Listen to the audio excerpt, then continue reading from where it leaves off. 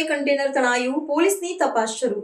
ગુજરાતના દરિયાકાંઠા પર કન્ટેનર તણાઈ આવવાનો સિલસિલો યથાવત છે। કચ્છ અને નવસારી બાદ હવે વલસાડના કોસંબા ગામના દરિયા કિનારે એક મોટું કન્ટેનર તણાઈ આવ્યું છે।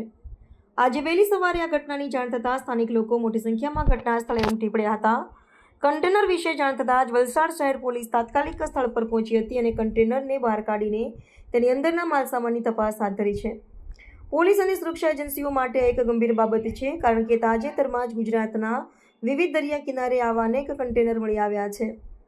પોલીસ દ્વારા કન્ટેનરની અંદર શું છે તે અંગે ગહન તપાસ શરૂ કરવામાં આવી છે। પ્રાથમિક અનુમાન મુજબ આ કન્ટેનર કોઈ જહાજમાંથી દરિયામાં પડી ગયું હોઈ શકે છે। જો કે તેની અંદર કોઈ જોખમી અથવા ગેરકાયદેસર વસ્તુઓ નથી તે સુનિશ્ચિત કરવા માટે કસ્ટમ્સ અને અન્ય સંબંધિત વિભાગોને પણ જાણ કરવામાં આવી છે। આ ઘટનાએ ફરી એકવાર દરિયાઈ સુરક્ષા અને આંતરરાષ્ટ્રીય જળમાર્ગો પર નજર રાખવાની જરૂરિયાત પર ભાર મૂક્યો છે। પોલીસ કન્ટેનરના સ્ત્રોત અને માલિકી વિશે માહિતી મેળવવા માટે જહાજ પરિવહન સંબંધિત રેકોર્ડ્સની તપાસ કરી રહી છે। જ્યાં સુધી કન્ટેનરની સંપૂર્ણ ચકાસણી ન થાય ત્યાં સુધી સ્થાનિકોને ઘટના સ્થળથી દૂર રહેવાની અપીલ કરવામાં આવી છે।